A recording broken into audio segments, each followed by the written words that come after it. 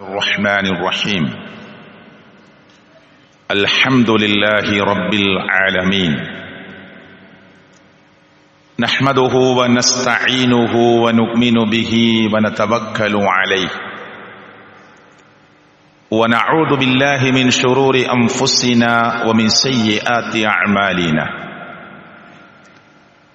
اللهم صل على محمد وعلى آل محمد كما صليت على إبراهيم وعلى آل إبراهيم إنك حميد مجيد. اللهم بارك على محمد وعلى آل محمد كما باركت على إبراهيم وعلى آل إبراهيم إنك حميد مجيد.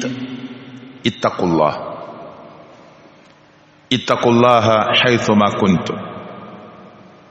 أعوذ بالله من الشيطان الرجيم. يا أيها الذين آمنوا اتقوا الله حق تقاته ولا تموتن إلا وأنتم مسلمون.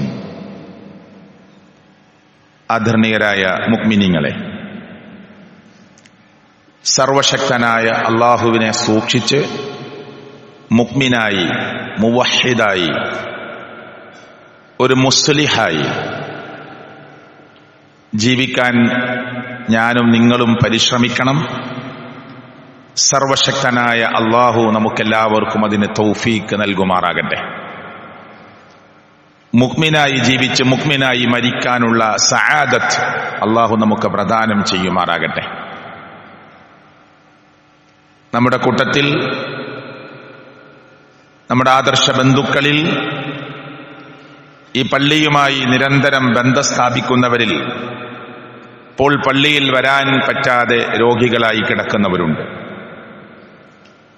അല്ലാഹു അവർക്ക് വേഗത്തിലുള്ള ശമനം നൽകി അനുഗ്രഹിക്കുമാറാകട്ടെ.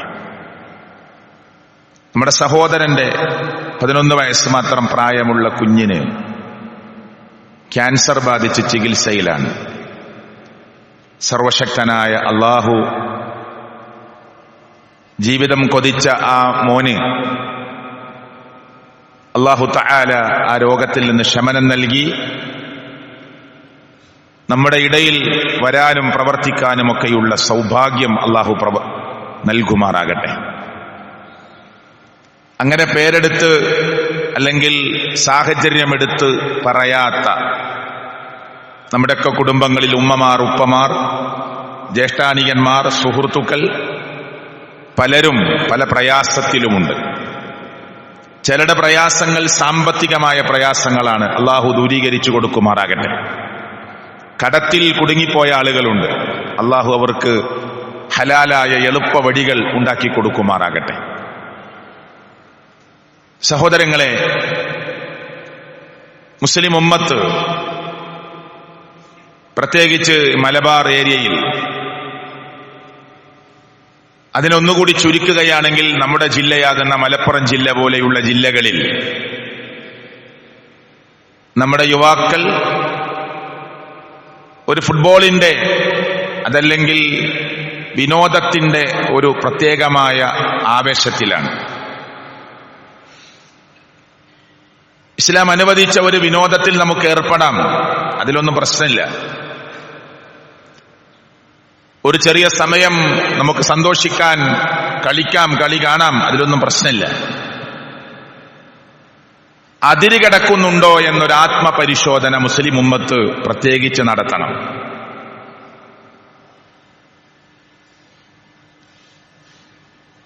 ലോകകപ്പ് ഫുട്ബോളുമായി ബന്ധപ്പെട്ട് ലോകത്തിൽ ഏറ്റവും വലിയ ഫ്ലെക്സ് സ്ഥാപിച്ചിട്ടുള്ളത് മലപ്പുറം ജില്ലയിലാണ്. ലോകത്ത് ചാനലുകളിൽ വാർത്ത വരുന്നുണ്ട്.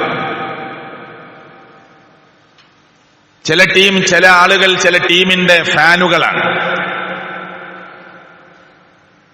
അതുകൊണ്ട് ഞാൻ ടീമിന്റെ പേരൊന്നും പറയുന്നില്ല. ഒരു ടീമിന്റെ, മലപ്പുറം ജില്ലയിലെ, അത് ചാനലിൽ കാണിക്കുന്ന ആളുകളും പേരുകളും ഒക്കെ മുസ്ലിം ഉമ്മത്തിൽപ്പെട്ടവരാണ്.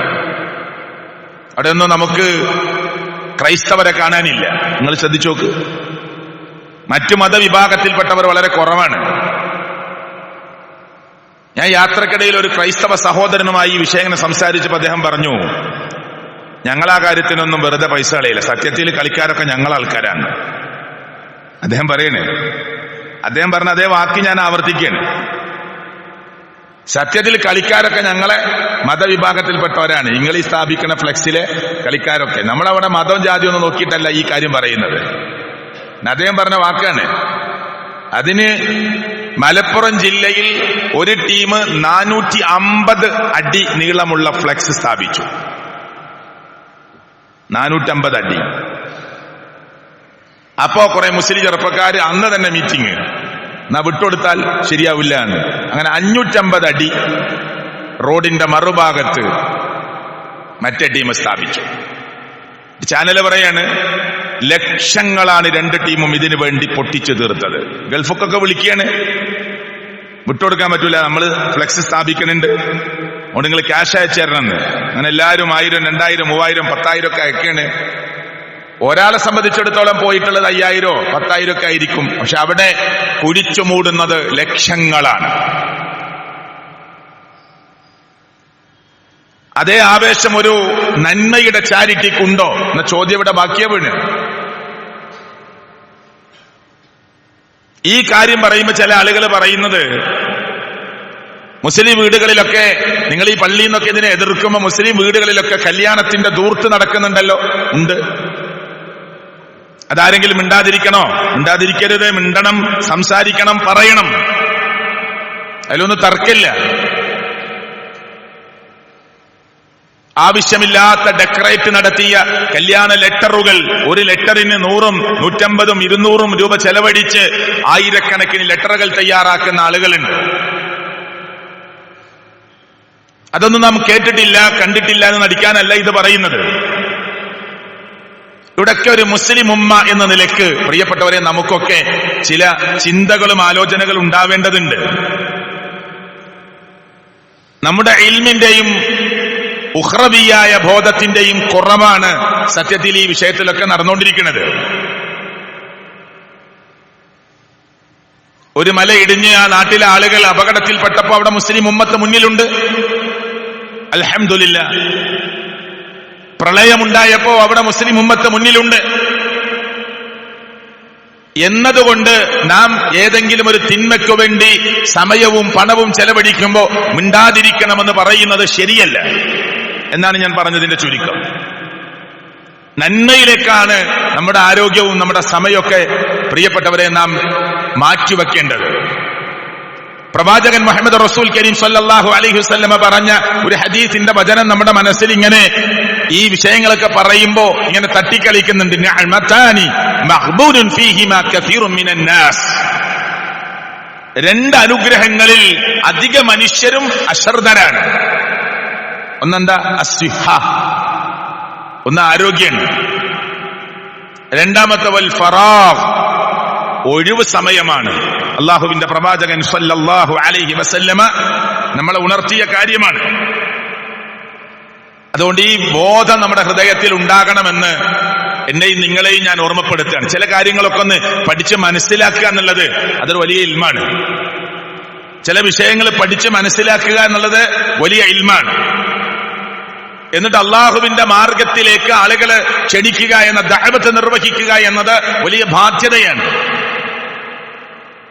ഇമാം മാലിക് റഹ്മത്തുള്ളാഹി അലൈഹി ഒരിക്കൽ പറഞ്ഞു, ലാ യസ്ലുഹു ആഖിറു ഹാദിഹിൽ ഉമ്മ ഇല്ലാ ബിമാ സ്വലഹ ബിഹി അവ്വലുഹാ. മനോഹരമായ ഇമാം മാലിക് റഹ്മത്തുള്ളാഹി അലൈഹിയുടെ വാക്കാണിത്. എന്താ പറഞ്ഞത്? ലാ യസ്ലുഹു ആഖിറു ഹാദിഹിൽ ഉമ്മ ഇല്ലാ ബിമാ സ്വലഹ ബിഹി അവ്വലുഹാ. അവസാന തലമുറയെ, ആദ്യത്തെ തലമുറയെ നന്നാക്കിയത് എന്തുകൊണ്ടാണോ അതുകൊണ്ടല്ലാതെ ഇനി വരാനിരിക്കുന്ന തലമുറയെ നന്നാക്കാൻ പറ്റുമെന്ന് നിങ്ങൾ വിചാരിച്ചു പോകരുത്. ചെപ്പടി വിദ്യകളൊന്നും നടക്കൂല. ആളുകളുടെ ഹൃദയത്തിലേക്ക് അള്ളാഹുവിന്റെ ഖുർആനും തിരുസുന്നത്തും, മരണമെന്ന ബോധം, ഖബർ എന്ന ബോധം, പരലോകമെന്ന ബോധം, ഇതല്ലാതെ കുറുക്ക് വഴികളൊന്നും ഇതിന്റെ പിന്നിലില്ല. കാലമൊക്കെ കുറെ പ്രോഗ്രസീവായി പുരോഗതി പ്രാപിച്ചിട്ടുണ്ട്. അതിനനുസരിച്ച് നമുക്ക് ദീനിനെയൊക്കെ ഒന്ന് മയപ്പെടുത്തി ദീനിനെയൊക്കെ കുട്ടികൾക്കൊക്കെ ഇഷ്ടപ്പെടുന്ന രൂപത്തിൽ പറയാം. അല്ല, ആധുനികതയുടെ ചുവരെഴുത്തുകൾ നമ്മൾ വായിക്കണം. കുട്ടികളുടെ പുതിയ പൾസുകൾ നമ്മൾ അറിയണം. അതിലും തർക്കമില്ല. പക്ഷെ അവരെ ഖുർആനും സുന്നത്തും പഠിപ്പിക്കുകയല്ലാതെ, ദീൻ അവരുടെ ഹൃദയത്തിന്റെ ഉള്ളിലേക്ക് ഇട്ടുകൊടുക്കുകയല്ലാതെ എന്താണ് ഞാനും നിങ്ങളും കാണുന്ന പോംവഴി? ഇവിടെ ഇമാം മാലിക് റഹ്മത്തുള്ളാഹി അലൈഹി പറഞ്ഞ വാക്ക് വളരെ ശ്രദ്ധേയമായ വാക്കാണ്. എങ്ങനെയാണോ അള്ളാഹുവിന്റെ പ്രവാചകൻ സ്വല്ലല്ലാഹു അലൈഹി വസല്ലമ കടന്നു വരുന്ന സമൂഹത്തിൽ ജാഹിലിയ ഉമ്മത്ത് എന്ന് പറയുന്ന ഉമ്മത്തിനെ, ഡാർക്ക് ഏജ് എന്ന് പറയുന്ന ഉമ്മത്തിനെ എങ്ങനെയാണോ അള്ളാഹുവിന്റെ പ്രവാചകൻ സ്വല്ലല്ലാഹു അലൈഹി വസല്ലമ നന്നാക്കിയെടുത്തത്? കേവലം 23 വർഷക്കാലം കൊണ്ട്. എന്ത് ചെപ്പടി വിദ്യയാണ് അവിടെ ചെയ്തത്? ഒന്നും ചെയ്തിട്ടില്ല. അവിടെ ഒരുപാട് തിന്മകൾ നടക്കുന്നുണ്ട്. ആ തിന്മകളിൽ നിന്നൊക്കെ മനുഷ്യരെ രാജിവെപ്പിക്കാനും, ആ തിന്മകളിൽ നിന്നൊക്കെ ആ മനുഷ്യരെ അവിടുന്ന് വിട്ടുനിൽക്കുവാനും നന്മയിലേക്ക് ക്ഷണിക്കാനും അള്ളാഹുവിന്റെ പ്രവാചകൻ സല്ലല്ലാഹു അലൈഹി വസല്ലം പ്രയോഗിച്ചത് അള്ളാഹുവിന്റെ കലാം അവരുടെ മുമ്പിൽ ഓതിക്കൊടുത്തു, മനസ്സിലാക്കി കൊടുത്തു. അതിന്റെ വ്യാഖ്യാനമായ അള്ളാഹുവിന്റെ സമ്മതപ്രകാരമുള്ള ആ പ്രവാചകന്റെ തിരുവചനങ്ങൾ, നാം ഹദീസ് എന്ന് പറയുന്നത്, തിരുസുന്നത്ത് എന്ന് പറയുന്നത്, അവിടുത്തെ ദീനീപരമായ ജീവിതക്രമം എന്ന് പറയുന്നത് അവരെ ബോധ്യപ്പെടുത്തി. അതിലൂടെയല്ലേ മാറ്റമുണ്ടായത്? ആ മാറ്റമുണ്ടാവാൻ നമ്മുടെ ഹൃദയത്തിനുള്ളിലേക്ക് ഇൽമുണ്ടാവുക, ദീന് പ്രവേശിക്കുക എന്നത് തന്നെയാണ്. ഇമാം അബൂ ഹനീഫ റഹ്മത്തുള്ളാഹി അലൈഹി പറയാണ്, അൽ ഇൽമു അഫ്ളലു മിനൽ മാൽ. ഇൽമ എന്നത് സമ്പത്തിനേക്കാൾ ഏറെ ശ്രേഷ്ഠകരമാണ് കേട്ടോ. എന്നിട്ട് അദ്ദേഹം പറയാ, ലിഅന്നൽ ഇൽമ യഹ്റുസുക. തീർച്ചയായും ഇൽമ എന്നത് നിന്നെ സംരക്ഷിക്കും. വഅൻത തഹ്റുസുൽ മാൽ.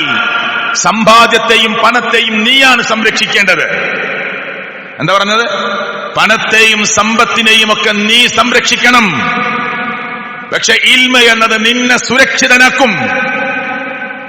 അവിടേക്ക് പോയാൽ, ഇതിൽ ഞാൻ പങ്കെടുത്താൽ, ഇതിന് ഞാൻ സാക്ഷിയായാൽ, ഇത് ഞാൻ പറഞ്ഞാൽ, ഇത് കേട്ടുനിന്നാൽ, ഇത് കണ്ടുനിന്നാൽ, ഇതിന് മൂകസാക്ഷിയായാൽ, എനിക്കുണ്ടാകാവുന്ന വലിയ വിപത്തിനെ കുറിച്ച് എന്റെ ഹൃദയം എന്നോട് മന്ത്രിക്കണമെങ്കിൽ ആ വിപത്തിന്റെ ആഘാതത്തെക്കുറിച്ചുള്ള ബോധം എന്റെ ഹൃദയത്തിൽ ഉണ്ടാകണം. അതാ ഇൽമ. എന്താ പറഞ്ഞത്? ഒന്നുകൂടി ഞാൻ ആ പദം ആവർത്തിക്കുക. അൽ ഇൽമു അഫ്ളലു മിനൽ മാൽ. സമ്പത്തിനേക്കാൾ ശ്രേഷ്ഠമാണ് ഇൽമ. എന്താ കാരണം? ലിഅന്നൽ ഇൽമ യഹ്റുസുക. ഇൽമ എന്നത് നിന്നെ സുരക്ഷിതനാക്കും, സംരക്ഷിച്ചു നിർത്തും. എന്നാൽ വഅൻത തഹ്റുസുൽ മാൽ. സമ്പത്തിനെ നീയാണ് സംരക്ഷിക്കേണ്ടത്. പലപ്പോഴും സമ്പത്ത് കൂടിയാൽ പിന്നെ അതിന് സുരക്ഷിതത്വം കിട്ടാനുള്ള കാവലാണ് നമ്മൾ ഏർപ്പെടുത്തേണ്ടത്. പക്ഷെ ഇൽമ വർദ്ധിക്കും തോറും ഒരു കാവൽ പട്ടാളവും നമ്മുടെ ചുറ്റും വേണ്ട. ആ ഇൽമ നമ്മെ സുരക്ഷിതനാക്കി നിർത്തും. ഈ ഒരു ബോധം മുസ്ലിം ഉമ്മത്തിനുണ്ടാകണമെന്ന് മഹാനായ ഇമാം അബൂ ഹനീഫ റഹ്മത്തുള്ളാഹി അലൈഹി എന്നെയും നിങ്ങളെയും ബോധ്യപ്പെടുത്തുകയാണ്. ഇവിടൊക്കെ കൃത്യമായി കാര്യങ്ങളെ പഠിക്കാനുള്ള ചിന്തനീയമായ വാക്കുകളാണ് മദ്ഹബിന്റെ ഇമാമുമാരായ ഈ പണ്ഡിതന്മാരൊക്കെ പറയുന്നത്. ഹസനുൽ ബസ്രി റഹിമഹുല്ലാ പറയാണ്, യബ്ന ആദം, ആദമിന്റെ പുത്ര, ഇന്നമാ അൻത അയ്യാമുൻ, നീ എന്നത് ഒരു ദിവസങ്ങൾ കൂട്ടിവെച്ച ഒന്നാണ്. ഫഇദാ ദഹബ യൗമുൻ ദഹബ ബഅലുക്. അൽ ഹസനുൽ ബസ്രി റഹിമഹുല്ലാ പറയാണ്, നീ എന്നത് ഓരോ മനുഷ്യനും ആലോചിക്കാൻ വേണ്ടി പറയാ. ഷിഹാബെ, അബൂബക്കറെ, ഇസ്മായിലെ, മുഹമ്മദെ, ഫാത്തിമ, ഐഷ, നീ എന്നത് ചില ദിവസങ്ങൾ കൂട്ടിവെച്ചതാണ്. അതിൽ നിന്നൊരു ദിവസം കൊഴിഞ്ഞു പോകുമ്പോ ഫഇദാ ദഹബ യൗമുൻ, ഒരു ദിവസം അതിൽ നിന്ന് നഷ്ടപ്പെടുമ്പോ ദഹബ ബഅലുക്, നിന്റെ ചില ഭാഗമാണ് നഷ്ടപ്പെട്ടത് എന്ന ഓർമ്മ നിനക്കുണ്ടാകണം. എന്തിനാ ഇങ്ങനെയൊക്കെ? ഈ മനുഷ്യന്റെ ആരോഗ്യത്തെക്കുറിച്ചും നമ്മളൊക്കെ ഇങ്ങനെ ഒരു മായാലോകത്താണ്. അതിന് ഞാൻ തുടക്കത്തിലത് പറഞ്ഞത്. മലപ്പുറം ജില്ലയിലും കോഴിക്കോട് ജില്ലയിലും ചെറുതും വലുതുമായ 1000-ലധികം ക്ലബ്ബുകളുണ്ട്. നിങ്ങൾ പഠിച്ചോ?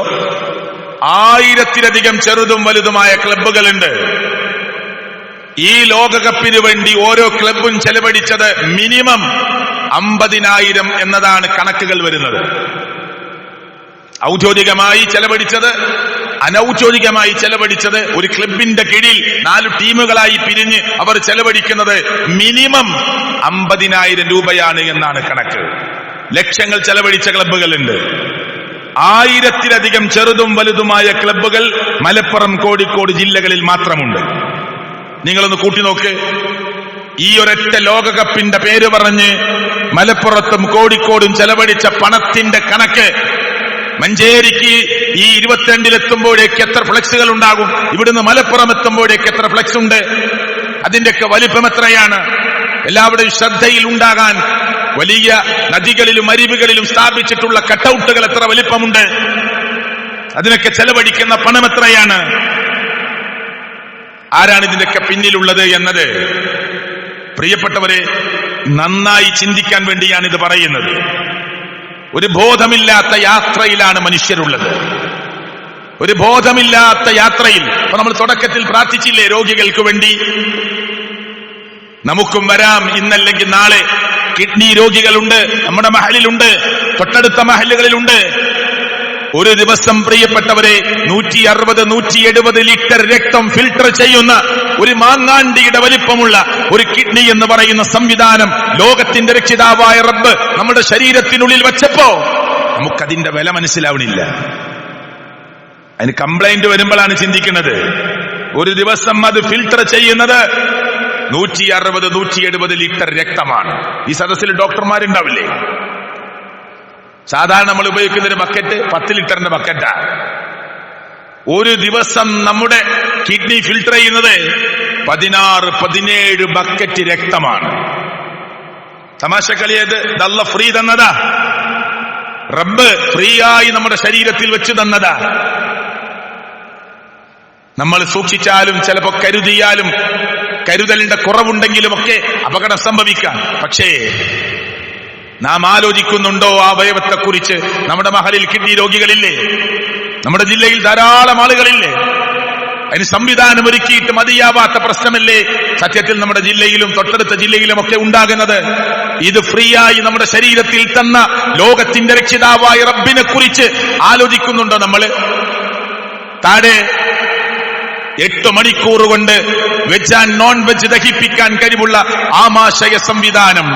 വെജ് കടിച്ചാലും നോൺ വെജ് കടിച്ചാലും അതിനെ അരച്ച് പൊടിച്ച് ദഹിപ്പിക്കുന്ന ഒരു ആമാശയ സംവിധാനം തന്ന ലോകത്തിന്റെ രക്ഷിതാവായ റബ്ബിന് ഒന്ന് നന്ദി കാണിക്കാൻ, ശുക്ർ കാണിക്കാൻ എത്ര പേർ റെഡിയായി? 2:30 കളിക്ക് 3:30 മാച്ച് കാണാൻ ഞാൻ കളി കാണണ്ടെന്നൊന്നും പറയുന്നില്ല. നിങ്ങളുടെ വാപ്പ വിളിക്കണോ? നിങ്ങളെ ചെറുപ്പക്കാരോട് ചോദിക്കുക. മഞ്ചേരിയിലെ 22 എന്ന് പറയുന്ന സ്ഥലത്തുള്ള പള്ളിയിൽ യുവാക്കൾ ധാരാളമുണ്ട്. ഞാൻ ചോദിക്കുക, നിങ്ങളെ വാപ്പ വിളിക്കണോ നിങ്ങളെ 4:30 കളി കാണാൻ? വേണ്ട. നിങ്ങൾ എണീക്കും. നിങ്ങളുടെ മൊബൈൽ തലക്ക് അടുത്ത്, ചെവിക്കടുത്ത് വെച്ച് നിങ്ങൾ ഉറങ്ങാൻ റെഡിയാണ്. 1-മത്തെയോ 2-മത്തെയോ ബെല്ലടിക്കുമ്പോഴേക്ക് വേഗം എണീറ്റ് ആ സൗണ്ട് കുറക്കാനും ഓഫാക്കാനും നമ്മൾ റെഡിയാണ്. കുറെ സമയം ബെല്ലടിച്ച ചിലപ്പോ വാപ്പ ഉണരും. അതുകൊണ്ട് വാപ്പ ചിലപ്പോ കളിപ്പ കാണണ്ടെന്ന് പറയും. അതുകൊണ്ട് 1-മത്തെ ബെല്ലിനെ ചാടി എണീക്കാൻ റെഡിയാ. എന്താ കാരണം? അത് നമുക്ക് ഇൻട്രസ്റ്റ് ഉണ്ട്. സുബഹിക്കോ ഉമ്മ വിളിച്ചിട്ട് മൂളിയും മുരളിയും അപ്പുറം ഇപ്പുറവും കിടക്കുക അല്ലേ? മൂളി എങ്ങനെ അങ്ങോട്ട് തിരിഞ്ഞ് ഇങ്ങോട്ട് തിരിഞ്ഞ്. എന്തേ? ഇവിടെ കളി കാണണ്ടെന്നല്ല പറയുന്നത്. കളി കാണണ്ടെന്നല്ല പറയുന്നത്. ഞാൻ പറയുന്നതിന്റെ അർത്ഥം നമ്മൾ മനസ്സിലാക്കണം. അങ്ങോട്ടും ഇങ്ങോട്ടും തിരിഞ്ഞും മറിഞ്ഞും മൂളിയും കിടക്കുന്ന ചെറുപ്പക്കാരെ, അള്ളാഹുവിന്റെ വിളിക്ക് ഓരോ പള്ളിയിൽ നിന്നും വരൂ, പള്ളിയിലേക്ക്, വിജയത്തിലേക്ക് വരൂ, നിസ്കാരത്തിലേക്ക് വരൂ, ഉറക്കത്തെക്കാൾ ഹൈറായതിലേക്ക് വരൂ എന്ന് വിളിച്ചു പറയുമ്പോ കേൾക്കാത്തവനെ പോലെ അറിഞ്ഞില്ലെന്ന് പറഞ്ഞിട്ട് എനിക്ക് എന്താണെന്നറിയില്ല, ഞാൻ എത്ര വലിയ ഒച്ചയിൽ ബാങ്ക് കേട്ടാലും പള്ളിന്റെ അടുത്താ എന്റെ വീട്, ഞാൻ അറിയലില്ല എന്ന് പറയുന്ന നിന്നെ 4:30-ക്കും 3:30-ക്കും വിളിക്കാൻ ആരും ഏർപ്പാട് ചെയ്യണ്ട. ആരേർപ്പാട് ചെയ്യണ്ട. എണീറ്റിട്ട് ഞാൻ സത്യത്തിൽ എണീറ്റ സുബൈക്ക് ജമാഅത്തിന് എന്താ വരാത്തെന്നറിയോ? എണീറ്റിട്ട് കുറെ സമയം ഇങ്ങനെ കട്ടിലിരിക്കണം, പിന്നെ കുറെ സമയം നിൽക്കണം, പിന്നെ ബാത്റൂമിൽ കുറെ സമയം വേണം. അങ്ങനെ ഇവന്റെ ഹൃദയമൊന്ന് ചെറിയൊരു പിടുത്തമല്ല പിടിച്ചിട്ട് ഡോക്ടറെ അടുത്ത് കൊണ്ടുപോയി. ചെറിയ ബ്ലോക്കും പ്രശ്നങ്ങളൊക്കെ ഉണ്ടായി. ഡോക്ടർ പറഞ്ഞു കാലത്ത് 5 മണിക്ക് എണീക്കണം, 1 മണിക്കൂർ നടക്കണം. ഓൻ അറിഞ്ഞത് 4:58 ഓന് കുറച്ചു സമയം കട്ടിൽ മേരിക്കണോ നിക്കണോ അല്ലേ, കറക്റ്റ് നടത്താൻ തുടങ്ങി. പള്ളിന്റെ മുന്നിലൂടെ പോവുന്നു, ഒരു പ്രശ്നമല്ല. കാരണം ഡോക്ടർ പറഞ്ഞു ദിവസം 1 മണിക്കൂർ നടന്നിട്ടില്ലെങ്കിൽ അപകടം കേട്ടോ എന്ന് പറഞ്ഞപ്പോ പിന്നെ ഓൻ എണീക്കൽ പ്രശ്നമല്ല. അതുവരെ ആളുകളോട് പറഞ്ഞ ന്യായം എന്താണെന്നറിയോ, ഞാൻ അറിയാത്തോണ്ടൊന്നുമില്ല, എനിക്ക് കുറെ പ്രശ്നം എണീറ്റാ പിന്നെ 1 മണിക്കൂർ സമയം വേണം. ഇതൊക്കെ പറഞ്ഞു നിന്നവർ ചിന്തിക്കുക, ഈ ഒരു കാണുന്ന താല്പര്യം അള്ളാഹുവിന്റെ ദീനിനോട് ഞാനും നിങ്ങളും കാണിക്കുന്നുണ്ടോ എന്ന് വളരെ ഗൗരവത്തോടുകൂടി ചിന്തിക്കണം, ആലോചിക്കണം. എത്ര സമയം നമ്മൾ ചെലവഴിച്ചു കളയുന്നത്. ഇബ്നുൽ ഖയ്യിം റഹിമഹുല്ലാ പറഞ്ഞു, ഇളാഅത്തുൽ വഖ്ത്, സമയത്തെ നഷ്ടപ്പെടുത്തുക എന്നത് അശദ്ദു മിനൽ മൗത്ത്, മരണത്തെക്കാൾ ശക്തമായ ഗുരുതരമായ കാര്യമാണ്. എന്താ പറഞ്ഞേ? ആ വാചകം നമ്മുടെ മനസ്സിലുണ്ടാവണം. ഇളാഅത്തുൽ വഖ്ത്, സമയത്തെ നഷ്ടപ്പെടുത്തി കളയുക എന്നത് അശദ്ദു മിനൽ മൗത്ത്, മരണത്തെക്കാൾ ഗുരുതരമായ പാതകമാണ് എന്ന്. എത്ര സമയമാണ്? ഒരു കളി കഴിഞ്ഞ് അടുത്ത കളിക്ക് നീ ഉറങ്ങിപ്പോയാൽ വീട്ടിൽ പോയി ഉറങ്ങിയാൽ ഞാൻ അടുത്ത കളി കാണാൻ പറ്റില്ല, ഇരിക്കാണ് പകലുറങ്ങാൻ. കുറെ ചെറുപ്പക്കാര് നീ ലോക കപ്പ് കഴിയുന്നവരെ പണിക്കൊണ്ടാ തീരുമാനിച്ചിരിക്കുക, പകലുറങ്ങുക. ഒരു കളി കഴിഞ്ഞ് അടുത്ത കളി കാണാൻ ഉറങ്ങിപ്പോകുന്ന നിലക്ക് അവിടെ കട്ടൻ ചായയും കുടിച്ച് ആ ചിക്കനും ചുട്ട് ഇരിക്കുക. ഞാനിതൊക്കെ ഇങ്ങനെ പറയുന്നത് നമ്മുടെ ഉമ്മത്ത് ഇതിന്റെയൊക്കെ മുന്നിൽ വളരെ ജാഗ്രതയോടുകൂടി ഇതൊക്കെ എന്തോ ഒരു പുണ്യം കിട്ടുന്ന വിഷയം പോലെ എത്രയോ പണം സമയമൊക്കെ ചെലവഴിച്ച് മുന്നോട്ട് പോകുന്നുണ്ട് എന്ന കാരണം കൊണ്ടാണ് ഞാനിത് പറയുന്നത്. ഇമാം അഹ്മദ് ബിൻ ഹംബൽ റഹിമഹുല്ല പറയാ, മാ ശബ്ബഹതു ശബാബ ഇല്ലാ ബിശൈഇൻ കാന ഫീ കുമ്മി ഫസഖത. ഇത്ര മനോഹരമായ വാക്കാണ് ഇമാം അഹ്മദ് ബിൻ ഹംബൽ റഹിമഹുല്ല പറയുന്നത്. മാ ശബ്ബഹതു ശബാബ്, ഞാൻ ശബാബിനെ കുറിച്ച്, യൗവനത്തെ കുറിച്ച് പ്രിയപ്പെട്ടവരെ ഞാൻ ഇങ്ങനെ ഊഹിക്കുന്നില്ല, ആലോചിക്കുന്നില്ല. ഏതുപോലെയല്ലാതെ ഇല്ലാ ബിശൈഇൻ കാന ഫീ കുമ്മി ഫസഖത, എന്റെ കൈക്കുപ്പായത്തിൽ സൂക്ഷിച്ച ഒരു വസ്തുവിനെ പോലെയല്ലാതെ അതെപ്പോഴാ ചാടിപ്പോയത് എന്ന് പോലും ഞാൻ അറിഞ്ഞിട്ടില്ല. എന്റെ കൈക്കുപ്പായത്തിൽ സൂക്ഷിച്ച ഒരു വസ്തുവിനെ പോലെയാണ് ഞാൻ എന്റെ യൗവനത്തെ കാണുന്നത്. അതെപ്പോഴാണ് വീണുപോയത് എന്ന് പോലും ഞാൻ അറിഞ്ഞിട്ടില്ല. എന്നതുപോലെ ഈ ചോരത്തിളപ്പും യൗവനവുമൊക്കെ എന്നും നിലനിൽക്കുമെന്ന ദാഷ്ട്യബോധവും ഈ ചുറുചുറുക്കും ഈ ആരോഗ്യവും എപ്പോഴും ഉണ്ടാകുമെന്ന ബോധവുമൊന്നും ആർപ്പ് വിളികളിൽ തിമിർത്താറുമ്പോ പ്രിയപ്പെട്ട യുവാക്കളെ, ഇതാ ഇന്ന് സുബഹിക്ക് ഞാൻ ഉണ്ടാകുമോ എന്ന് പറയാൻ കഴിയാത്ത എത്ര പെട്ടെന്നായിരിക്കും, എത്ര ചെറുപ്പക്കാരാണ് നമ്മളെ വിട്ട് പിരിഞ്ഞു പോയിട്ടുള്ളത്. ആരോഗ്യ ദൃഢഗാത്രന്മാർ. അവന്റെ അടുത്തൊക്കെ ഒരു 4 ആളൊന്നും ചെന്നാ നടക്കൂല എന്ന് പറയുന്ന ചെറുപ്പക്കാര് ഇരിക്കുന്ന ചെയറിൽ, നിൽക്കുന്ന സ്ഥലത്ത്, കാത്തിരിക്കുന്ന സ്ഥലത്ത്, ബസ് വെയിറ്റിംഗ് ഷെഡില് സെക്കൻഡുകൾ കൊണ്ട് തളർന്നു വീണപ്പോ അടുത്ത് നിൽക്കുന്ന ആള് പറയണ്, പിടിക്കാൻ ശ്രമിച്ചു, നല്ല ആരോഗ്യമുള്ള വലിയ മനുഷ്യനല്ലേ, പിടിക്കാൻ പോലും കഴിഞ്ഞില്ല, വീണുപോയി. ഒന്നും ചെയ്യാനാവാതെ മടങ്ങിയവർ ലോകത്ത് എത്ര എത്ര മനുഷ്യരുണ്ട് സുഹൃത്തുക്കളെ. ഈ ചോരത്തിളപ്പും ഈ യൗവനവും ആരടാന്നൊക്കെ ചോദിക്കുമ്പോ ഞാനടാ എന്ന് പറയാനുള്ള ഈ വമ്പിന്റെ ഗർവിന്റെ വർത്തമാനമൊക്കെ പറയുന്ന ഈ ആരോഗ്യവും ഈ യൗവനവും ഈ ചെറുപ്പവും ഒക്കെ എപ്പോഴും ഉണ്ടാകുമെന്ന് നാം ഒരിക്കലും തെറ്റിദ്ധരിച്ചു പോകരുത് എന്ന നിലക്കാണ് ഇമാം അഹ്മദ് ബിൻ ഹംബൽ റഹിമഹുല്ല അവരെ പോലെയുള്ള ആളുകൾ ഈ കാര്യങ്ങൾ നമ്മുടെ മുമ്പാകെ വെക്കുന്നത്. അതുകൊണ്ട് സുഹൃത്തുക്കളെ, നമുക്ക് ഇസ്ലാം അനുവദിച്ച വിനോദത്തിലൊക്കെ ഏർപ്പെടാൻ.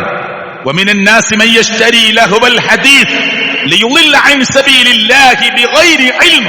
ഖുർആനിന്റെ പ്രയോഗമാണ്. ഞാൻ വിശദീകരണത്തിലേക്ക് കടക്കുന്നില്ല. മനുഷ്യരുടെ കൂട്ടത്തിൽ വിനോദ വാർത്തകളെ വിലക്ക് വാങ്ങുന്നവർ മനുഷ്യരുടെ കൂട്ടത്തിലുണ്ട്. എന്നിട്ടോ അവർ അള്ളാഹുവിന്റെ ദീനിനെ പരിഹാസ്യമാക്കുകയാണ്. അള്ളാനെ ഒരു ഗൗരവവും അവർക്ക് കാണാൻ പറ്റുന്നില്ല. റബ്ബിനെ കുറിച്ച് അവിടെ ഒരു ഗൗരവം അവരുടെ ഹൃദയത്തിലേക്ക് വരുന്നില്ല. ഒരു ഗാംഭീര്യം അള്ളാഹുവിനെ കുറിച്ച് തോന്നുന്നില്ല. ദീനിനെ കൊച്ചാക്കി കളിക്കുകയാണ്. എത്രയെത്ര മനുഷ്യരുടെ വാക്കുകളാണ് നമ്മൾ കേൾക്കുന്നത്. മുസ്ലിം കുടുംബത്തിൽ ജനിച്ച് നന്നായി പഠിച്ച് ഒരു വലിയ സ്വന്തം കാലിൽ നിൽക്കാനായി എന്ന് അവന്റെ ഭാഷയിൽ പക്വതയിലേക്ക് എത്തിയപ്പോ ഇസ്ലാമിനെ പരിഹസിക്കാൻ ചാനലുകളിൽ വരുന്നവരുണ്ട്. യൂട്യൂബിൽ വരുന്നവരുണ്ട്, സോഷ്യൽ മീഡിയയിൽ വരുന്നവരുണ്ട്. അവരുടെ പേരിന്റെ കൂടെ ഒരു എക്സ് ചേർത്തിട്ടുണ്ടാകും, എക്സ് മുസ്ലിം. ഈ ലോകത്തിന്റെ മുമ്പിൽ ഇസ്ലാമിനെ കളിയാക്കാൻ അവൻ മുമ്പ് മുസ്ലിമായിരുന്നു എന്ന് എക്സിട്ട് പറയണം അവന്, എന്നാലേ സമാധാനമാവുകയുള്ളൂ. അവരൊക്കെ എന്ത് ദാഷ്ട്യമാണ് കാണിക്കുന്നത്? അവർ വിചാരിക്കുന്നുണ്ടോ ഇങ്ങനെ തന്നെ മുന്നോട്ട് പോകാമെന്ന്? ഒരു പിടുത്തം, അള്ളാഹുവിന്റെ പിടുത്തം വരാനില്ല പ്രിയപ്പെട്ടവരെ, ഇല്ലേ? അതുകൊണ്ട് ഞാൻ ഈ ഖുത്ബയിൽ ആകെ സൂചിപ്പിക്കാൻ ആഗ്രഹിച്ചത്, നമ്മൾ നമ്മളെക്കുറിച്ചുള്ള ഒരു ആത്മപരിശോധന. നേരത്തെ പറഞ്ഞ ഹദീസിൽ വന്ന ആ ആരോഗ്യം എന്തിനു വേണ്ടി ഉപയോഗിച്ചു? ചെറുപ്പക്കാരെ, മാത്രമല്ല തെറ്റായ റൂട്ടിലേക്ക് ഈ ഫുട്ബോൾ തരംഗമൊക്കെ പോകുന്നുണ്ട്. ഒരു മുസ്ലിമിന് മുടി ക്രോപ്പ് ചെയ്യാൻ പാടില്ല. ഞാൻ ഇപ്പൊ അതിന്റെ ഹദീസിലേക്കൊന്നും പോകുന്നില്ല. മുടി ക്രോപ്പ് ചെയ്യാൻ പാടില്ല. ഒരു ഭാഗം ഇങ്ങനെ ചെറുതാക്കിയെടുക്കുക, മറുഭാഗം അല്ലെങ്കിൽ അതിന്റെ മേൽഭാഗം ഇങ്ങനെ വലുതാക്കി നിർത്തുക. എന്നാണ് ഈ ക്രോപ്പ് ചെയ്യാറ്. ഹറാമെന്ന, കള്ള് കുടിക്കുന്നത് ഹറാമ് പോലെ, ചീട്ട് കളിക്കുന്നത് ഹറാമ് പോലെ, ചൂതാട്ടം ഹറാമ് പോലെ, മുടി ക്രോപ്പ് ചെയ്യുന്നത് ഹറാമെന്ന് പറഞ്ഞത് ആരാ? ഏതെങ്കിലും ഒരു പള്ളിയിലെ ഖതീബല്ല, നമ്മുടെ നേതാവായ തങ്ങളായ മുഹമ്മദ് മുസ്തഫ സ്വല്ലല്ലാഹു അലൈഹി വസല്ലം പറഞ്ഞതാ. എന്നിട്ട് ചെറിയ മക്കൾ വരെ ഫുട്ബോൾ താരങ്ങളെ അനുകരിച്ച് പള്ളിയിലേക്ക് വരുമ്പോ വരെ, ഞാൻ ആരും പേര് പറയുന്നില്ല, 10 നമ്പർ എഴുതി, ഇന്ന നമ്പർ എഴുതി, ഇന്ന നമ്പർ എഴുതി പോലെ ഫോട്ടോ വെച്ച ജയിച്ചിട്ടിട്ട പള്ളിക്ക് വാപ്പ കൊണ്ടുവരുന്നത്, സൊഫിൽ നിസ്കരിക്കാൻ നിൽക്കുന്നത്. അത് ഏതെങ്കിലും മോഡല് ചെറുതായിട്ടുള്ള കുപ്പായാണ് പുതിയ മോഡലെങ്കിൽ റുക്കൂ പോകുമ്പോ അണ്ടർവെയർ വരെ കാണും. തുറന്ന് പറയാണ് ഖുത്ബയില്. എങ്ങനെ നിസ്കാരം ശരിയാവുക? മുട്ട് മുതൽ പൊക്കിൾ വരെ ഒരു പുരുഷന്റെ ഔറത്ത, അതുപോലും മറക്കാതെയാണ് പല ചെറുപ്പക്കാരുടെയും നിസ്കാരം. സുജൂദ് പോകുമ്പോ, റുക്കോയിൽ പോകുമ്പോ പിറകു വശമൊക്കെ കാണും. കാരണം മോഡൽ ചെറിയ കുപ്പായ. എന്നാ പിന്നെ ഓൻ ആ മോഡൽ ഇടൂ. ഓൻ അള്ളാഹുവിന്റെ പ്രവാചകനെ റോൾ മോഡലാക്കാൻ റെഡിയല്ല. ഇന്നലെ സ്ക്രീനിൽ കണ്ടവരെ റോൾ മോഡലാക്കി എന്നാ പള്ളിക്ക് നിസ്കരിക്കാൻ വരുന്നുണ്ട്. ആ നിസ്കരിക്കാൻ വരുമ്പോ, ആ നിസ്കാരത്തിന് വേണ്ടി വരുമ്പോ അവന്റെ ഔറത്ത് പോലും മര്യാദക്ക് മറയാതെയാണ് നിസ്കരിക്കുന്നത്. കുറെ നമ്പർ ഇട്ട, കുറെ ഫോട്ടോ വെച്ച ജെയ്സിയുമായി പള്ളിയിൽ വരുമ്പോ പിറകിൽ നിൽക്കുന്ന ഒരു കുട്ടി ആ ജെയ്സിയിലേക്കും ഫോട്ടോയിലേക്കും നോക്കി നിൽക്കുമ്പോ അവന്റെ നിസ്കാരത്തെ തെറ്റിപ്പിച്ചു കളഞ്ഞതിൽ നിനക്ക് റോളുണ്ട്. ഒരു ഉള്ളി തിന്നു പോലും പള്ളിയിലേക്ക് കഴുകാതെ വൃത്തിയാക്കാതെ വരരുത് എന്ന് പറഞ്ഞ മതത്തിന്റെ അനുയായികളാണ് നമ്മൾ. ഇവിടൊക്കെ നമുക്ക് ചില ശ്രദ്ധയുണ്ടാകണം എന്ന് ഞാൻ നിങ്ങളെ ഓർമ്മപ്പെടുത്തുകയാണ്. അതുകൊണ്ട് ഇൽമ് എന്ന് പറഞ്ഞാൽ, സുഹൃത്തുക്കളെ, നമ്മൾ ഖുർആനിന്റെ തഫ്സീർ വായിക്കൽ മാത്രമല്ല, ദീനിന്റെ ശാഖകളൊക്കെ ഒന്ന് മറിച്ച് പഠിച്ച് ഗൗരവമായ കാര്യങ്ങളെ കുറിച്ചൊക്കെ ഒന്ന് കേട്ട് മനസ്സിലാക്കി, അറിയാത്ത കാര്യത്തെക്കുറിച്ച് അറിയില്ലെന്ന് തുറന്ന് സമ്മതിച്ച്, അങ്ങനെയാണ് പണ്ഡിതന്മാർ പറഞ്ഞെന്തറിയോ? നിസ്ഫുൽ ഇൽമ്, ഇൽമിന്റെ പകുതി ലാ അദ്രീന, എനിക്കറിയില്ല എന്ന് പറയല. അതിന് പോലും റെഡിയല്ല മനുഷ്യര്. നിസ്ഫുൽ ഇൽമ്, ഇൽമിന്റെ പകുതി ലാ അദ്രി, എനിക്കറിയില്ല എന്ന് പറയല, റെഡിയില്ല. 4 സൂറത്ത് അർത്ഥസഹിതം പഠിക്കാൻ ശ്രമിച്ചപ്പോ പിന്നെ 10 കൊടുക്കുകയാണ്. അപ്പോഴേക്കും ആര് ചോദിച്ചാലും എന്റെ അഭിപ്രായത്തിന് ശരിയല്ല, അപ്പോഴേക്കും എന്റെ അഭിപ്രായമായി. എത്ര സൂറത്ത് അറിയാ? 4 സൂറത്തെ പഠിച്ചിട്ടുള്ളൂ, അപ്പോഴേക്കും മുഫ്തിയായി. അല്ല, നമ്മൾ ദീന് പഠിക്കണം, ദീന് മനസ്സിലാക്കണം, ദീൻ അനുസരിച്ച് മുന്നോട്ട് പോകാൻ നമ്മൾ തയ്യാറാവണം. അപ്പൊ ഈ പ്രശ്നങ്ങളൊക്കെ അവസാനിക്കും. സുഹൃത്തുക്കളെ, നമുക്ക് ഈ ലോകം ചെറുതാണ്. മറ്റുള്ള എല്ലാ പ്രത്യയശാസ്ത്രങ്ങളിൽ, വ്യത്യസ്ത പ്രത്യയശാസ്ത്രങ്ങൾ വിശ്വസിക്കുന്നവരെ പോലെയല്ല നമ്മള്. നമുക്ക് ഈ ലോകം ഒരു പരീക്ഷണശാലയാണ്. അദ്ദുനിയാ മസ്റഅത്തുൽ ആഖിറ, പരലോകത്തിലേക്കുള്ള കൃഷിയിടമാണ്, ആഖിറത്തിലേക്കുള്ള ഒരു കൃഷിയിടമാണ് സത്യത്തിൽ ഈ ദുനിയാവ്. മുഅ്മിനിനെ സംബന്ധിച്ചിടത്തോളം ഈ ഖുത്ബയിൽ കേട്ടിട്ടുണ്ടാവും, അദ്ദുനിയ സിജ്നുൽ മുഅ്മിൻ, മുഅ്മിനിന്റെ ജയിലാണ്. വജന്നത്തുൽ കാഫിർ, സത്യനിഷേധിയുടെ സ്വർഗമാണ്. എങ്ങനെ? ഈ ദുനിയാവ് എന്നത് ഒരു മുഅ്മിനിന്റെ ജയിലാണ്. നമുക്ക് എല്ലാത്തിലും ലിമിറ്റ് ഉണ്ട്. അങ്ങോട്ട് പാറി പറക്കാൻ പറ്റൂല. അത് കാണാൻ പറ്റുമോ? പറ്റൂല. ഇത് കേൾക്കാൻ പറ്റുമോ? ചിലത് കേൾക്കാൻ പറ്റൂല, ചിലത് കാണാൻ പറ്റൂല, ചില സ്ഥലത്ത് ഇരിക്കാൻ പറ്റൂല, ചില സ്ഥലത്തേക്ക് പോകാൻ പറ്റൂല, ചിലതിന് സാക്ഷിയാവാൻ പറ്റൂല, ചിലതിന് ഒപ്പിട്ട് കൊടുക്കാൻ പറ്റൂല. അതുകൊണ്ട് നമുക്ക് ചില വേലിക്കെട്ടുകളുണ്ട് ചുറ്റും. അതുകൊണ്ട് മുഅ്മിനിനെ സംബന്ധിച്ചിടത്തോളം ഈ ദുനിയാവ് ഒരു ജയിലാണ്. വജന്നത്തുൽ കാഫിർ, സത്യനിഷേധിയെ സംബന്ധിച്ചിടത്തോളം ലിമിറ്റുകളില്ല. അവന് പരിധികളോ പരിമിതികളോ നോക്കേണ്ട ആവശ്യമില്ല. അവന്റെ മനസ്സിൽ ഈ ദുനിയാവ് മാത്രമേ ഉള്ളൂ. അതുകൊണ്ട് അടിച്ചു പൊളിക്കണം, തിമിർത്താടണം, സന്തോഷിക്കണം. മരണോ അതൊക്കെ മരിക്കുമ്പോഴല്ലേ, ഖബറോ അതൊക്കെ അവിടെ എത്തുമ്പോഴല്ലേ, പുനർജീവിതോ. നിങ്ങൾ കുറെ വിഡ്ഢികൾ എന്ന് പറയുന്നവർ കാട്ടിക്കൂട്ടുന്ന കോപ്രായങ്ങൾക്ക് പിന്നിൽ അടുത്ത ക്യൂ പിടിക്കുന്ന ആളുകളായി, അടുത്ത ലൈൻ പിടിക്കുന്ന ആളുകളായി നമ്മൾ മാറരുത്. അള്ളാഹു ചിന്തിക്കുന്ന ആലോചിക്കുന്ന ആളുകളുടെ കൂട്ടത്തിൽ എന്നെയും നിങ്ങളെയും ഉൾപ്പെടുത്തി അനുഗ്രഹിക്കുമാറാകട്ടെ.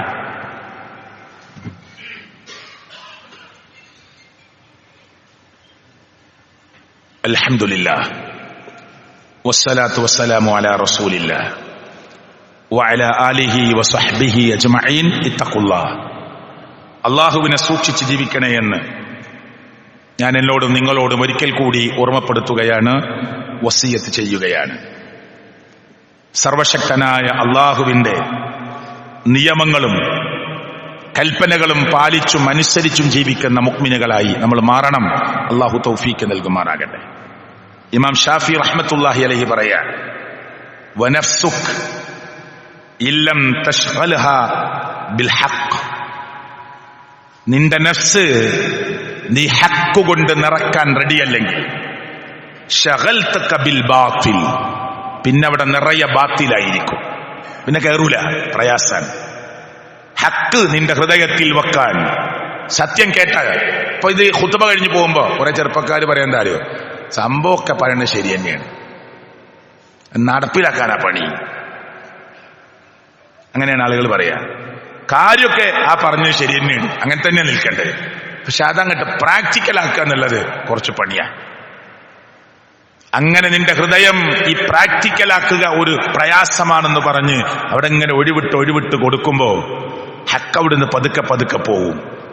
പിന്നെ അവിടെ നിറയെ ബാത്തിലായിരിക്കും. അപ്പൊ പിന്നെ ആര് പറഞ്ഞാലും പിന്നെ കേൾക്കാനുള്ളൊരു മനസ്സുണ്ടാവില്ല. ചില ചെറുപ്പക്കാരൊക്കെ അങ്ങാടിയിലൊക്കെ കാട്ടിക്കൂട്ടുന്നുണ്ട്, നാണല്ലേ അവനിങ്ങനെ പറയാൻ ഇങ്ങനെ ചെയ്യാന്നൊക്കെ നമ്മൾ ചിന്തിച്ചു പോകുന്ന എന്താ അറിയോ, അതിങ്ങനെ ഹൃദയം ബാത്തിലുകൊണ്ടും തെറ്റുകൊണ്ടൊക്കെ ഇങ്ങനെ നിറയുമ്പോ പിന്നെ എല്ലാം ഒരു രസമായിട്ടാ തോന്നിയ സംഭരണമൊക്കെ രസമായിട്ടാ തോന്നുക, വൃത്തികേട് വേണമൊക്കെ ഒരു ഭംഗി വാക്കായിട്ടാ തോന്നുക.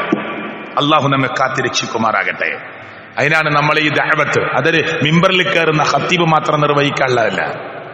നിങ്ങളൊക്കെ ദഅവത്ത് നിർവഹിക്കുന്നവരാണ്. വീട്ടില് ഭാര്യയോട് ഭാര്യക്കറിയാത്തത്, മകനോട് മകനറിയാത്തത്, വാപ്പക്കറിയാത്തത് വാപ്പയോട് ആദരവോടെ, വാപ്പയുടെ സഹോദരങ്ങളോട് ബഹുമാനത്തോടെ പറഞ്ഞ് മനസ്സിലാക്കി കൊടുക്കണം.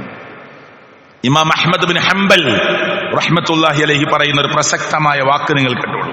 അൽഹംദുലില്ലാഹ് അൽഹംദുലില്ലാഹി അല്ലദീ ജഅല ഫീ കുല്ലി സമാനിൻ ഫത്രത്തിൻ മിനർ റുസുൽ ബഖായ മിൻ അഹ്ലിൽ ഇൽം. ഏതൊക്കെ കാലഘട്ടങ്ങളിലാണോ റുസൂലുകളുടെ കുറവുണ്ടായത്, ഇടവേളകൾ ഉണ്ടായത്, അവിടെയൊക്കെ അല്ലാഹു തആല ഇൽമുള്ള ആളുകളെ ബാക്കിയാക്കിയിട്ടുണ്ട്.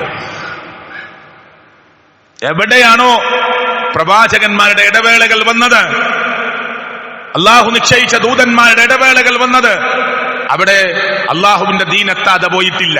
അവിടേക്ക് വേണ്ട ചില പാണ്ഡിത്യമുള്ള ആളുകളെ അള്ളാഹു നിശ്ചയിച്ചിട്ടുണ്ട്. ഇനിയും അത് തുടരും. മുത്ത് റസൂൽ സല്ലല്ലാഹു അലൈഹി വസല്ലം അവസാനത്തെ പ്രവാചകനാണ്. ഇനി ലോകാവസാനം വരെ ഈ അർത്ഥത്തിൽ ഒരു പ്രവാചകൻ വരാനില്ല. അതുകൊണ്ട് തന്നെ യദ്ഊന മൻ ളല്ല ഇലൽ ഹുദാ, ആ പ്രബോധനം നിർവഹിക്കുന്ന ആളുകൾ നിർവഹിക്കുന്നത് പിഴച്ചുപോയവരെ ഹുദയിലേക്ക്, നന്മയിലേക്ക്, സന്മാർഗത്തിലേക്ക്, നേർവഴിയിലേക്ക് ക്ഷണിക്കുക എന്ന ഉത്തരവാദിത്തമാണ് അവർ നിർവഹിക്കുന്നത്. വയസ്ബിറൂന മിൻഹും അലൽ അദാ, ഉപദ്രവങ്ങൾ ഉണ്ടാകുമ്പോ ക്ഷമയോടുകൂടി അക്ഷമരാവാതെ അവർ മുന്നോട്ട് പോവുകയാണ്. യുഹയ്യൂന ബികിതാബില്ലാഹിൽ മൗതാ, ജീവനറ്റുപോയവരെ എന്ന് പറഞ്ഞാൽ അള്ളാഹുവിന്റെ കിതാബ് കൊണ്ട് മരിച്ചുപോയവരെ അവർ ജീവിപ്പിക്കുകയാണ്. ഹൃദയം മരിച്ചിട്ടുണ്ട്, ദീനുമായി ബന്ധമില്ല. അള്ളാഹുവിന്റെ കിതാബ് വെച്ചവരെ ജീവൻ വെപ്പിക്കുകയാണവർ. വയുബസ്സിറൂന ബിനൂരില്ലാഹി അഹ്ലൽ അമാ, അന്ധത ബാധിച്ച ആളുകളെ, കണ്ണു കാണാത്ത ആളുകളെ അള്ളാഹുവിന്റെ വെളിച്ചം കൊണ്ട്, ദീന് കൊണ്ട്, ഖുർആന് കൊണ്ട്, സുന്നത്ത് കൊണ്ട് അവർക്ക് അന്ധതയ്ക്ക് പരിഹാരമുണ്ടാക്കി കൊടുക്കുകയാണവർ. ഇതാണ് പണ്ഡിതന്മാർ നിർവഹിക്കുന്ന ഉത്തരവാദിത്തമെന്ന് ഇമാം അഹ്മദ് ബിൻ ഹംബൽ റഹ്മത്തുള്ളാഹി അലൈഹി വിശദീകരിച്ചു പോവുകയാണ്. ഇതിന്റെ എല്ലാ ഭാഗവും പറയാൻ ഒരു ഖുത്ബക്ക് സമയപരിധി ഉണ്ടല്ലോ.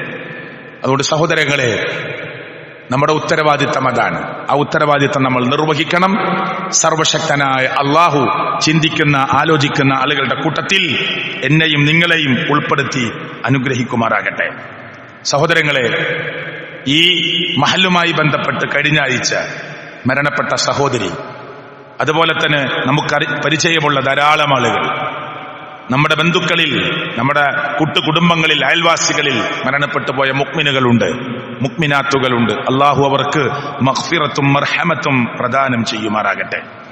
നേരത്തെ ഞാൻ പറഞ്ഞ പോലെ ക്യാൻസർ ബാധിച്ച കുഞ്ഞ്, അതുപോലെ തന്നെ കിഡ്നി പേഷ്യന്റുകൾ, അതുമല്ലാത്ത അസുഖം ബാധിച്ചവർ, സാമ്പത്തിക ബുദ്ധിമുട്ട് അനുഭവിക്കുന്നവർ, ക്ലേശങ്ങൾ, ദുരിതങ്ങൾ അനുഭവിക്കുന്നവർ എല്ലാം അറിയുന്ന അള്ളാഹു അവർക്ക് പരിഹാരമുണ്ടാക്കി കൊടുക്കുമാറാകട്ടെ.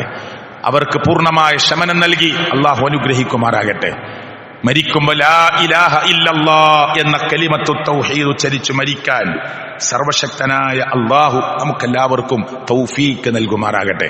അള്ളാഹുവേ, വിനോദത്തിലും അതുപോലെ തന്നെ കളിയിലും ചിരിയിലുമൊക്കെയായി നമ്മുടെ ഉമ്മത്തിൽപ്പെട്ടവർ, അള്ളാഹുവേ നിന്റെ ദീനിൽപ്പെട്ടവർ നമസ്കാരത്തിന്റെ പ്രാധാന്യമറിയാതെ, ഈ ദീനിന്റെ പ്രാധാന്യവും ഗൗരവവും അറിയാതെ അള്ളാഹുവെ വഴിപടച്ചു പോകുന്നുണ്ടെങ്കിൽ അവർക്ക് നീ നേർവഴി കൊടുത്ത് നിന്റെ ദീനിന്റെ ഗൗരവം അവിടെ ഹൃദയത്തിലെത്തിക്കാൻ അള്ളാഹുവെ ഞങ്ങളിലൂടെ, ദഅവത്ത് നിർവഹിക്കുന്നവരിലൂടെ അള്ളാഹുവെ അതിനുള്ള സാഹചര്യവും സൗഭാഗ്യവും നൽകി അത് ഉൾക്കൊള്ളാൻ അവർക്ക് നല്ല മനസ്സും നൽകി അനുഗ്രഹിക്കണേ അള്ളാഹുവേ, ഞങ്ങളുടെ കുടുംബ ബന്ധുമിത്രാദികളിൽ റബ്ബേ ഇന്നും ഇന്നലെയൊക്കെയായി മരണപ്പെട്ടവർ, അവിടെ കബറിടങ്ങളെ നീ വിശാലമാക്കി കൊടുക്കണേ അള്ളാഹുവേ, നാളെ നിന്റെ കോടതിയിൽ വന്നു നിൽക്കുമ്പോ വലതു കൈയിൽ സന്തോഷത്തോടുകൂടി ഗ്രന്ഥം വാങ്ങുന്ന നിന്റെ ഇഷ്ടദാസന്മാരിൽ ഞങ്ങളെ നീ ഉൾപ്പെടുത്തി അനുഗ്രഹിക്കണേ അല്ലാഹുമ്മ ഗഫിർ ലിൽ മുഅ്മിനീന വൽ മുഅ്മിനാത്ത് വൽ മുസ്ലിമീന വൽ മുസ്ലിമാത്ത്. അല്ലാഹുമ്മ ഗഫിർ ലിൽ മുഅ്മിനീന വൽ മുഅ്മിനാത്ത് വൽ മുസ്ലിമീന വൽ മുസ്ലിമാത്ത്. മറ്റൊരു കാര്യം കൂടി ഞാൻ പ്രാധാന്യത്തോടു കൂടി പറയും. ഇന്നത്തെ ഒരു കലക്ഷൻ വിട്ടുപോയതാ. എടക്കരക്കപ്പുറമുള്ള മാമാങ്കരയിലെ ഒരു കൊച്ചു പള്ളി, അതിന്റെ ആളുകൾ ഇവിടെ ഉണ്ട്. എന്റെ പഞ്ചായത്താണ്. അവിടെ നമുക്ക് കുറേ പ്രവർത്തകന്മാരില്ല, പക്ഷേ കൂലിപ്പണിക്കാരാ. ഇന്നിവിടെ വന്നവരും 3-4-5 പേരെ ഞാൻ കണ്ടു, ഇതൊക്കെ കൂലിപ്പണിക്കാരാ. പക്ഷെ അവിടെ ഒരു പള്ളി ഉണ്ടാവണം ആഗ്രഹിച്ചു. ഒരു കൊച്ചു പള്ളിയുടെ പണി ഏകദേശം പൂർത്തിയായിക്കൊണ്ടിരിക്കുകയാണ്. തൊട്ടപ്പുറത്ത് ഒരു ഏക്കറിലധികം സ്ഥലം ചെറിയ പൈസക്ക് കൊടുക്കാനുണ്ടെന്ന് അറിഞ്ഞപ്പോ അതും കൂടി വാങ്ങി പള്ളി, അതിൽ റബ്ബറാണ്, ഖബർസ്ഥാനമാകാം, താൽക്കാലിക പള്ളിക്ക് ചെറിയൊരു വരുമാനവുമാവാം. അതിൻ്റെയൊക്കെ പൈസ കൊടുത്ത് തീർക്കേണ്ട മാസം ഈ മാസാണ്. അതുകൊണ്ട് ആ നാട്ടിലെ നമ്മുടെ സാധാരണക്കാരായ പ്രവർത്തകന്മാർ ഒരു 5000-10,000 എടുത്തു വെക്കാൻ ക്യാഷില്ലാത്ത നമ്മുടെ സാധാരണ പ്രവർത്തകന്മാർ അവർ നിങ്ങളെ സമീപിച്ചിരിക്കുകയാണ്. ഒരു സാധാരണ പിരിവ് പോലെ കാണാതെ അള്ളാഹുവിന്റെ ഒരു ഭവനം പൂർത്തീകരിക്കുന്നതിന് വേണ്ടി അതിന്റെ തൊട്ടു പിറകിലുള്ള സ്ഥലം ഇതിന്റെ ബാക്കി നമ്മുടെ ഖബർസ്ഥാനുമായി മദ്രസക്കൊക്കെയായി ഉപയോഗിക്കാൻ പറ്റുന്ന വിധത്തിൽ പൂർത്തിയാക്കാൻ സഹോദരങ്ങളെ ഒരു ജാരിയായ സ്വതക്കയായിരിക്കും. നിങ്ങൾക്ക് എത്രയാണോ കൊടുക്കാൻ പറ്റുന്നത്, അവർക്കൊരു 19 ലക്ഷം രൂപ, 50 ലക്ഷത്തോളം രൂപ വേണം. പെട്ടെന്ന് കൊടുക്കണം, ഇല്ലെങ്കിൽ ആ സ്ഥലം നമുക്ക് നഷ്ടപ്പെടും. അപ്പൊ അതിനു വേണ്ടിയിട്ട് അവരിവിടെ വന്നിട്ടുണ്ട്. സുഹൃത്തുക്കളെ, നിങ്ങളെ കൊണ്ട് പറ്റാവുന്ന ഒരു സംഖ്യ, ഒരു ബക്കറ്റ് വെച്ച് പിരിക്കുമ്പോൾ സ്വാഭാവികമായിട്ട് ഇങ്ങനെ ഒരു 10, 20, 50, 100 ഇട്ട് പോവാതെ ഒരു നല്ല സംഭാവന നമ്മുടെ മനസ്സും പോക്കറ്റും ഒക്കെ അറിയുന്ന, ഞാൻ കൊടുത്തിട്ടുണ്ട്. അങ്ങനെ ഊട്ടിയിലേക്ക് പോകുമ്പോൾ ആ വഴിക്കടവെത്തുന്നതിന് മുമ്പ് പഞ്ചായത്ത് അങ്ങാടിയിൽ നിന്നൊന്ന് തെറ്റി ഒന്ന് യാത്ര ചെയ്താൽ റോഡിനരികെ, ടാറിംഗ് റോഡിനരികെ നിങ്ങൾക്ക് ആ പള്ളിയും സ്ഥലമൊക്കെ കാണാൻ പറ്റും. അതുകൊണ്ട് നിങ്ങളെല്ലാവരും ആ വിഷയത്തിൽ ആത്മാർത്ഥമായി സഹായിക്കണമെന്ന് ഞാൻ പ്രത്യേകമായി ഓർമ്മിപ്പിക്കുകയാണ്. അള്ളാഹു സ്വീകരിക്കുമാറാകട്ടെ. റബ്ബന ആതിന ഫിദ്ദുനിയ ഹസന വഫിൽ ആഖിറതി ഹസനത വഖിന അദാബന്നാർ. ആമീൻ ആമീൻ ബിറഹ്മതിക യാ അർഹമർ റഹീമീൻ.